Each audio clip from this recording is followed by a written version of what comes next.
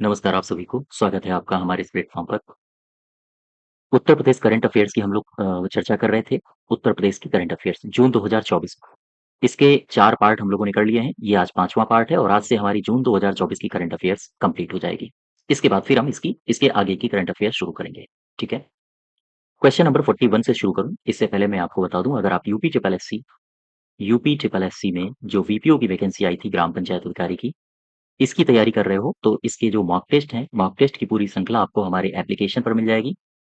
और साथ ही साथ मॉक टेस्ट की श्रृंखला के साथ इसमें 70 प्लस घंटों का यही मॉक टेस्ट का डिटेल्ड डिस्कशन वीडियो मिल जाएगा ताकि आपका जो इसमें पूरा का पूरा आपका जो सिलेबस है वो लगभग कंप्लीट कराया गया है, ठीक है? तो इसको ज़रूर जॉइन करिए, अगर आप इसको जॉइन करते हैं तो आपको बहुत सारे नए-नए क्वेश्चंस देखने को मिलेंगे। क्वेश्चन नंबर 41 में आओ, कह रहा है कि हाल ही में उत्तर प्रदेश सरकार ने उत्तर प्रदेश सार्वजनिक परीक्षा अध्यादेश 2024 को पारित किया है। इसके संबंध में सही कथन की पहचान करो। तो ये जो अध्यादेश जारी किया है, ये नकल माफियाओं पर नकेल कसने के लिए जारी किया गया है या पास किया गया है। इसमें पहला कथन कह रहा है कि इस अध्यादेश के तहत पेपर लीक में दोषी पाए जाने वाले जो भी होंगे व्यक्ति, उनके लिए 2 साल से लेकर आजीवन कारावास तक की सजा का प्रावधान किया गया है। क्या ये सही है? हाँ, बिल्कुल सही है। दूसरा कह रहा है कि इसमें 1 करोड़ रुपए तक के जुर्माने का भी प्रावधान किया गया है। ये दोनों कथन आपके सही हो जाएँगे, ठीक है? अब देखो ये अधिनियम कौन-सा है? अधिनियम है उत्तर प्रदेश सार्वजनिक परीक्षा अध्यादेश परीक्षा अध्यादेश 2024, ठीक है? उत्तर प्रदेश सार्वजनिक परीक्षा अध्यादेश 2024 इसमें ये अभी योगी सरकार ने जारी किया है, अभी पारित किया है और इसमें बहुत कड़े सज़ा के प्रावधान किए गए हैं, कड़े सज़ा के प्रावधान किए गए हैं। जैसे मैं आपको एग्ज़ाम्पल के तौर पर बताऊँ, 2 साल से लेकर अगर कोई माफ़िया पकड़ा जाता है तो 2 साल से लेकर लेकर आजीवन कारावास आजीवन कारावास तक हो सकता है, ठीक है? और साथ ही साथ जो जुर्माना की राशि है वो 1 करोड़ रुपए तक जुर्माना वसूला जा सकता है, जुर्माना वसूला जा सकता है, ठीक है? तो ये तो हो गई इसके सज़ा के प्रावधान और इसके अलावा जो प्रमुख बातें हैं उनको भी ध्यान रखो। इस अध्यादेश से संबंधित प्रमुख बातें कौन-कौन सी हैं? जैसे ये जो अध्यादेश है अर्थात इस अध्यादेश ने सभी अपराधों को सभी अपराधों को संज्ञेय और साथ ही साथ गैर ज़मानती बनाया है। इसके साथ ये जो ये इस अधिनियम के तहत जो भी अपराधों की सुनवाई होगी, वो होगी सत्र न्यायालयों में। अर्थात हम कह सकते हैं कि इन अपराधों की सुनवाई सत्र न्यायालयों में की जाएगी न्यायालयों में की जाएगी, ठीक है? अच्छा ये जो अधिनियम आया है इसमें कौन-कौन सी परीक्षाएँ ऐसी होंगी, जिसमें पकड़े गए जो नकल माफिया हैं उनसे अ, ये जो सज़ा का प्रावधान किया गया है उन्हें सज़ा दी जाएगी, साथ ही साथ 1 करोड़ रुपए तक उनसे वसूला जाएगा। तो इसमें कौन-कौन सी परीक्षाएँ शामिल हैं? इसमें इसमें शामिल परीक्षाएँ तो सभी लगभग शामिल की गई हैं। जैसे आप जो यूपी पीसीएस का एग्ज़ाम कराता है उत्तर प्रदेश लोक सेवा आयोग की जो भी परीक्षाएँ होती हैं, उनको शामिल किया गया है। उत्तर प्रदेश अधीनस्थ सेवा चयन आयोग सेवा चयन आयोग इसको भी शामिल किया गया है। यूपी ट्रिपल एससी को भी शामिल किया गया है। इसके अलावा उत्तर प्रदेश बोर्ड की जो परीक्षाएँ होती हैं, उनको भी शामिल किया गया है। राज्य विश्वविद्यालय की जो परीक्षाएँ होती हैं, उनको भी शामिल किया गया है। प्राधिकरण की जो परीक्षाएँ होती हैं या फिर अन्य निजी जो परीक्षाएँ होती हैं, उन सबको शामिल किया गया है इसके अंतर्गत। तो ये बनाया है अध्यादेश और इसके तहत ध्यान रखिएगा 2 साल से लेकर आजीवन कारावास तक हो सकता है और 1 करोड़ रुपए तक का जुर्माना भी वसूला जा सकता है। क्वेश्चन नंबर 41 का सही उत्तर हो जाएगा तीसरा ऑप्शन, ठीक है? नेक्स्ट देखो, प्रथम प्रोफ़ेसर नवल किशोर राष्ट्रीय सम्मान, ये सम्मान है, प्रोफ़ेसर नवल किशोर राष्ट्रीय सम्मान और ये पहला दिया गया है किसे? पहला दिया गया है 2024 में, तो कह रहा है इसी के संबंध में सही कथन बताओ। ये पहला प्रोफ़ेसर नवल किशोर राष्ट्रीय सम्मान 2024 सबसे पहले मुझे ये बताओ ये दिया किसे गया है? ये दिया गया है डॉक्टर निवेदिता प्रसाद को। ये कहाँ की हैं? ये हैं बलिया की, ठीक है? बलिया की हैं और इनको यह सम्मान उनके निबंध नज़ीर अकबराबादी। दरअसल ये है मोनोग्राफ, मोनोग्राफ। इसका नाम है नज़ीर अकबराबादी, इसे मिला है। ठीक है, और ये कहाँ से हैं? ये हैं अपने बलिया से, उत्तर प्रदेश से हैं। और ये दिया किसने है? तो ध्यान दें, एक राजस्थान की पत्रिका है, राजस्थान की पत्रिका है। ये जो पत्रिका है इसका नाम है बनास जन, ठीक? बनास जन, और इसी के द्वारा ये आलोचक हैं, आलोचक नवल किशोर, नवल किशोर की स्मृति में ये आलोचक रहे हैं, और इन्हीं की स्मृति में ये सम्मान दिया जाता है, राष्ट्रीय सम्मान शुरू किया गया है, राष्ट्रीय सम्मान दिया जाता है। ये अभी शुरू किया गया है, और इसका जो पहला वर्जन है, ये पहला वर्जन किसे मिला है? ये पहला वर्जन मिला है पीएचयू की, बनारस हिंदू यूनिवर्सिटी की डॉक्टर निवेदिता प्रसाद को, इन्हें मिला है। क्यों मिला है? इनका जो मोनोग्राफ है, मोनोग्राफ, ये है नज़ीर अकबराबादी, अकबराबादी, इसके लिए दिया गया है, नज़ीर अकबराबादी। और अगर आपसे पूछिए ये निवेदिता कहाँ की हैं, डॉक्टर निवेदिता प्रसाद कहाँ हैं, किस क्षेत्र से संबंधित हैं? तो आप बताओगे ये हैं बलिया से। डॉक्टर निवेदिता प्रसाद ये संबंधित हैं बलिया से, ठीक है? तो 42 का सही उत्तर हो जाएगा दोनों, ऊपरी दोनों सही हैं। नेक्स्ट देखो 43, हाल ही में सांख्यिकी और कार्यक्रम कार्यान्वयन मंत्रालय ने कृषि और संबंधित क्षेत्रों के उत्पादन के मूल्य पर सांख्यिकी रिपोर्ट जारी की है। अब ये जारी हुई है जून में, जून 2024 में जारी की है। इस रिपोर्ट के अनुसार 2022-23 में दालों के उत्पादन में उत्तर प्रदेश का कौन सा स्थान रहा है? आओ देखो इसके पूरा डेटा समझते हैं इसमें, समझो। अभी हाल ही में कृषि और संबद्ध क्षेत्रों में उत्पादन के मूल्य पर, ध्यान दें, उत्पादन के मूल्य पर सांख्यिकी कार्यालय की रिपोर्ट आई है। सांख्यिकीय कार्यालय की रिपोर्ट पेश की गई है, रिपोर्ट पेश की गई। अच्छा, ये जो रिपोर्ट पेश की गई है, सबसे पहले मुझे ये बता दो इस रिपोर्ट में डेटा कब के आए हैं? डेटा आए हैं 2022-23 के, ठीक है? तो 2022-23 के जब भी कोई डेटा आते हैं, 2022-23 का हो या 24-25 का हो, तो वो किसी न किसी को आधार वर्ष के सापेक्ष वो डेटा निकाले जाते हैं। तो इस रिपोर्ट के आधार पर आधार वर्ष किसे माना गया है?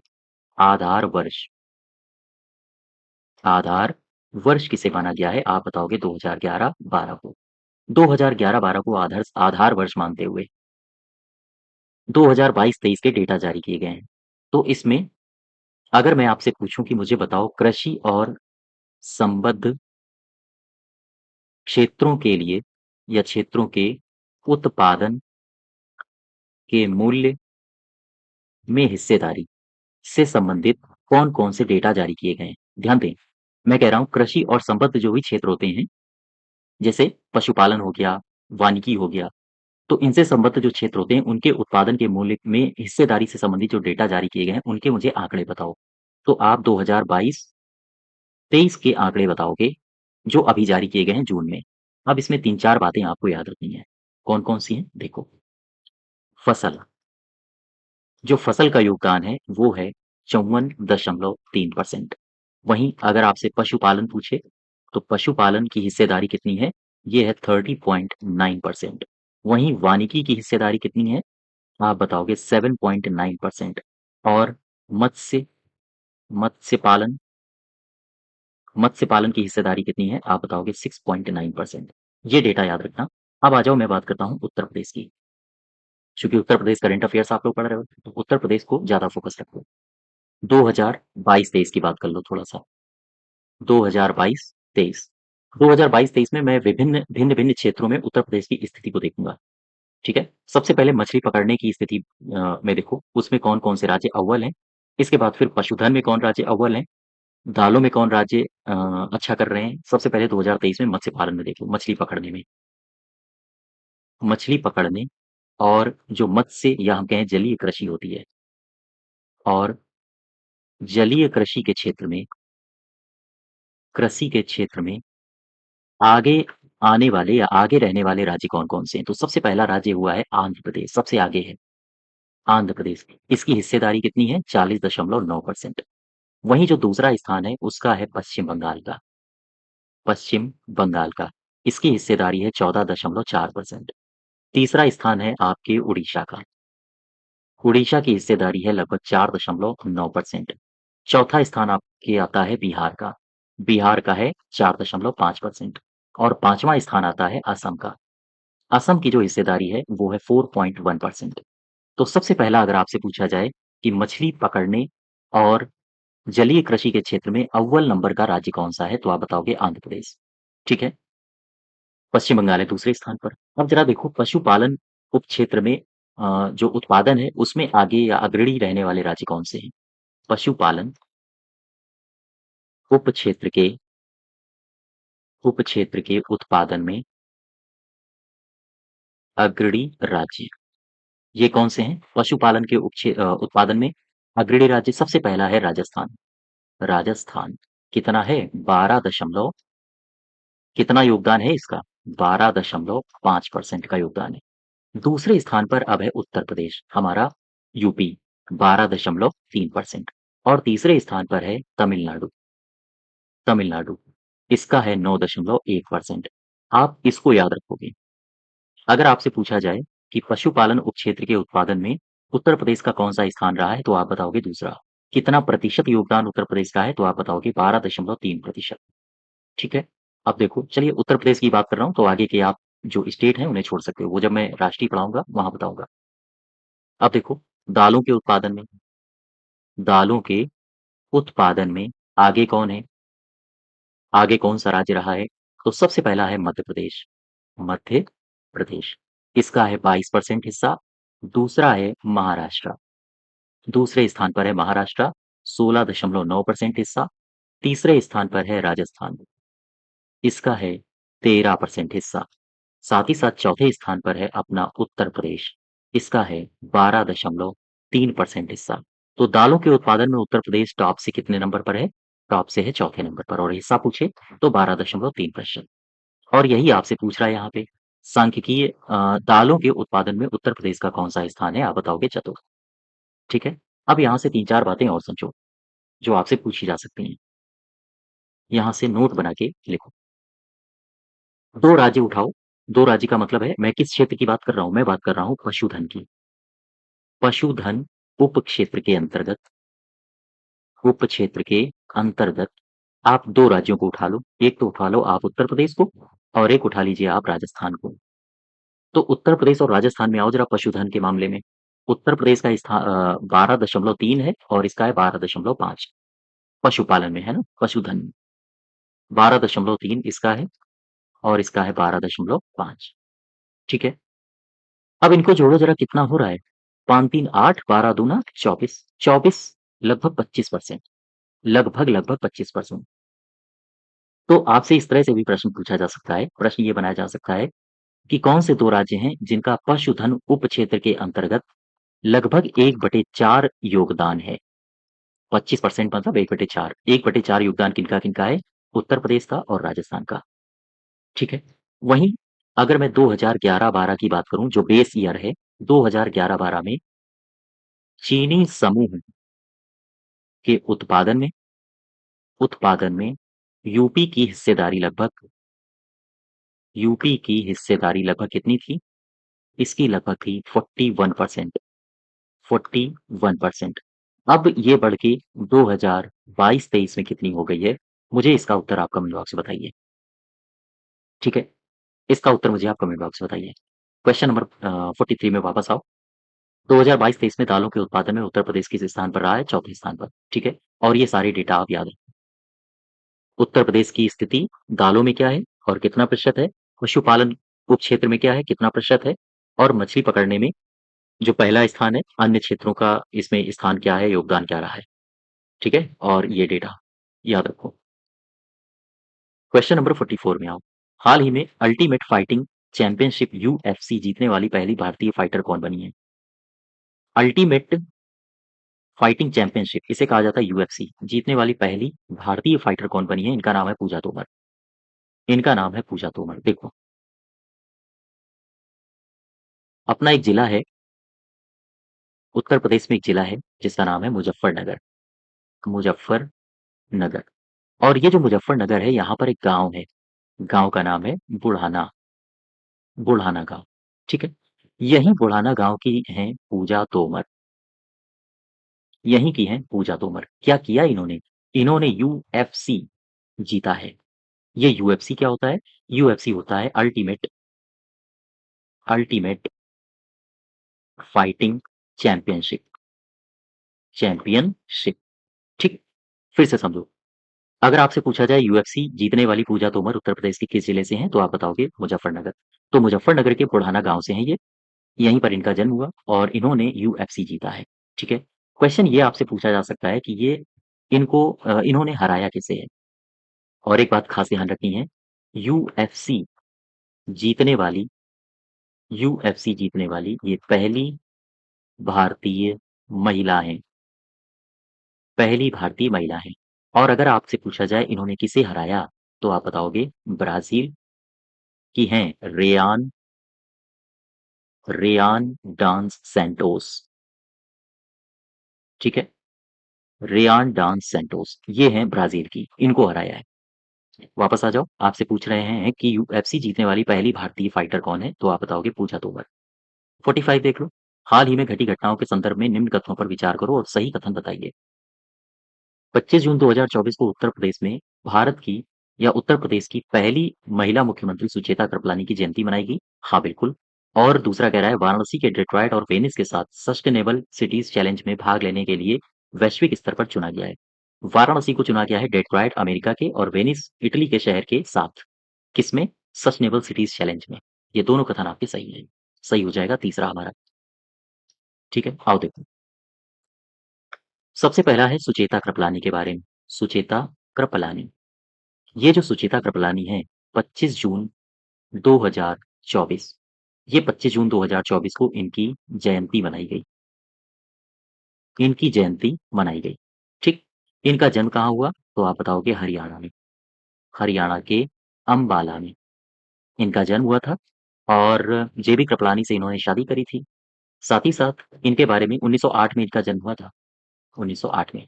इनके बारे में एक बात और याद रखोगे, 1940 में जब आंदोलन छिड़ा हुआ था भारत की आज़ादी के लिए, तो 1940 में अखिल भारतीय अखिल भारतीय महिला कांग्रेस में महिला विंग की संस्थापक बनी थी ये, विंग की ये संस्थापक थी, ठीक है?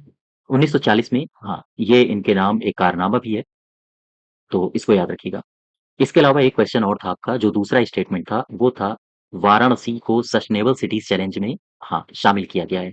तो ये जो सस्टेनेबल सिटीज चैलेंज है, sustainable city challenge, sustainable city challenge में कौन शामिल किया गया है? वाराणसी। वाराणसी के साथ और किसको शामिल किया गया है? वाराणसी के साथ शामिल किया गया है डेट्रॉयट को, डेट्रॉयट, और इसके साथ शामिल किया गया है वेनिस को। तो आपसे अगर पूछा जाए सस्टेनेबल सिटीज चैलेंज में डेट्रॉयट और वेनिस के साथ भारत के किस शहर को शामिल किया गया है, तो आप बताओगे वाराणसी, ठीक है? अब एक क्वेश्चन ये पूछा जाएगा आपसे कि ये जो सस्टेनेबल सिटीज चैलेंज है, इसका आयोजन कौन कर रहा है? सस्टेनेबल सिटी चैलेंज,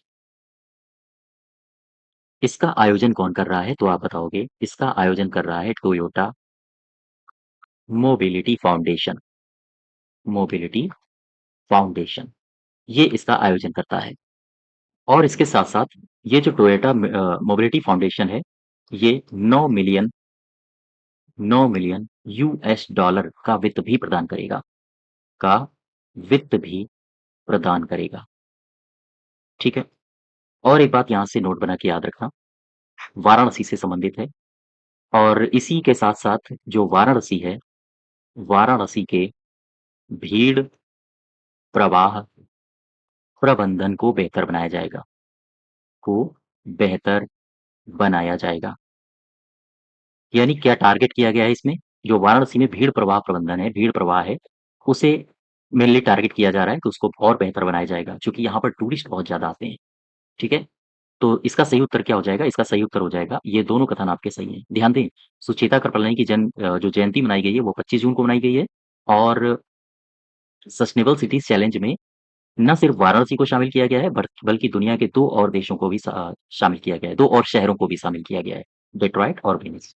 और भारत के किस शहर को शामिल किया गया है? तो आप बताओगे वाराणसी को, ठीक है? इसका तीसरा सही हो जाएगा।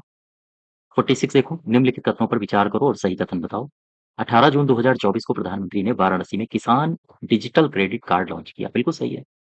यहाँ पर इन्होंने किस्त भी लॉन्च की थी, मैंने आपको बताया था, है ना? तो उसको रिवीजन करो। अच्छा, दूसरे में आओ। अयोध्या के श्री राम मंदिर में जो श्री राम लला की प्राण प्रतिष्ठा जिन्होंने की थी, जो मुख्य आचार्य थे जिनका नाम था पंडित लक्ष्मीकांत दीक्षित, इनका निधन हो गया है, ये भी सही है। दोनों कथन आपके सही है। 47 देखो, निम्नलिखित कथनों पर विचार करो और सही कथन बताइए। उत्तर प्रदेश के चौथी राम यादव, इन्हें 2023 में कबीर राष्ट्रीय सम्मान से पुरस्कृत भी किया गया था। इनका हाल ही में निधन हो गया है। ये हिंदी भाषा के प्रसिद्ध आलोचक थे। और उत्तर प्रदेश की कैबिनेट है, उसने अयोध्या में मंदिरों का संग्रहालय बनाने के लिए टाटा सन्स को मंजूरी दे दी है, यानी टाटा सन्स को पूरा ऑर्डर दे दिया है। ये दोनों कथन सही हैं। अब दूसरे वाक्य में आओ जरा, मैं इसके बारे में थोड़ी और जानकारी दे दूं। टाटा सन्स के बारे में मीडिया से मिली जानकारी ऐसी है कि 650 करोड़ रुपए के मंदिरों का संग्रहालय बनाया जाएगा। 650 करोड़ रुपए के रुपए से जो संग्रहालय बनेगा, मंदिरों का संग्रहालय बनेगा। कितने रुपए से बनेगा? 650 करोड़ रुपए। ठीक है, ये फिगर भी आप याद रखना, 650 करोड़ रुपए। और ये बनाएगा कौन? ये बनाएगा टाटा सन्स। इसको भी याद रखो, ये 2 पॉइंट हो गए आपके याद रखने लायक। अच्छा, ये जो संग्रहालय बनेगा, जाहिर-सी बात है, हवा में तो बन नहीं जाएगा, भूमि में बनेगा। तो जब भी कभी ये संग्रहालय बनेगा, तो जो उत्तर प्रदेश का पर्यटन विभाग है, पर्यटन विभाग टाटा सन्स को ज़मीन देगा संग्रहालय बनाने के लिए। तो पर्यटन विभाग जो ज़मीन देगा, वो मात्र ₹1 की राशि पर देगा। यानी पर्यटन विभाग 90 साल के लिए लीज़ पर ज़मीन देगा और साथ ही साथ नाम मात्र ₹1 की राशि पर देगा, की राशि पर ज़मीन देगा। ठीक है? तो ख़ैर ₹1 के लिए क्यों दे रहा है ये आप लोग भी जानते हो। जब संग्रहालय बन जाएगा तो यहाँ टूरिस्ट आएँगे तो वहाँ से भी लाभ कमा सकती है सरकार, है ना? तो पर्यटन विभाग कितने साल के लिए दे रहा है? 90 साल के लिए और नाम मात्र राशि ₹1 की लीज़ पर ये दे रहा है। तो ध्यान रखो, मंदिरों का संग्रहालय बनेगा, कौन बना रहा है? टाटा सन्स। कितना रुपया इसमें खर्चा आएगा? 650 करोड़। और भूमि कौन दे रहा है? पर्यटन विभाग। कितने साल के लिए? 90 साल के लिए। पर्यटन विभाग संग्रहालय के लिए 90 साल की लीज़ पर ₹1 की राशि पर भूमि आवंटित करेगा। ठीक है? और एक यहाँ से खास बात और याद रखनी है आपको, एक क्वेश्चन और आपसे पूछा जा सकता है। ये जो अयोध्या में संग्रहालय बन रहा है, अयोध्या में सीएसआर समझते हो? Corporate social responsibility. सीएसआर के पैसे से देश का पहला मंदिर संग्रहालय बनेगा यहाँ पर। मंदिर संग्रहालय बनेगा। तो अगर आपसे पूछा जाए कि कहाँ पर उत्तर प्रदेश के किस शहर में सीएसआर यानी कॉर्पोरेट सोशल रिस्पॉन्सिबिलिटी के पैसे से देश का पहला मंदिर बनेगा, मंदिर संग्रहालय, वो यहीं बनेगा, अयोध्या में। ये दोनों कथन आपके सही हो जाएँगे। 48 देखो, हाल ही में चर्चा में रहा ग्रीन पुरस्कार के संबंध में सही कथन की पहचान करो। सबसे पहले आप ग्री का पूरा नाम बताओ, तो इसका पूरा नाम है green rating for integrated habitat assessment, भूलना नहीं है आपको। और ये जो ग्रीन पुरस्कार है, ये किसे मिला है? तो आप बताओगे वाराणसी स्थित रुद्राक्ष अंतर्राष्ट्रीय सहयोग और सम्मेलन केंद्र को। इसको ग्रीन बिल्डिंग डेवलपमेंट के लिए ग्रे पुरस्कार दिया गया है। ये दोनों कथन आपके सही हैं, ठीक है? याद रखना। किसे मिला है? तो वाराणसी के रुद्राक्ष को। और ग्रे का पूरा नाम क्या है? Green rating for integrated habitat assessment. 49 देखो, कह रहा है कि निम्नलिखित कथनों पर विचार करो और सही कथन बताओ। उत्तर प्रदेश संगीत नाटक अकादमी की ओर से आयोजित उल्लास उत्सव में कथक नृत्यांगना है परिधि घोष, इनको सम्मानित किया गया है। हाँ, बिल्कुल, इनको सम्मानित किया गया है। आपसे ये पूछ सकता है, परिधि घोष को सम्मानित किया गया है, ये किस विधा से संबंधित हैं या ये काहे से संबंधित हैं? ठीक है, कत्थक से हैं या तबला वादन से हैं या किसी और से हैं। तो इस प्रकार के फैक्ट भी पूछे जा सकते हैं। ध्यान रखें, ये कत्थक से हैं।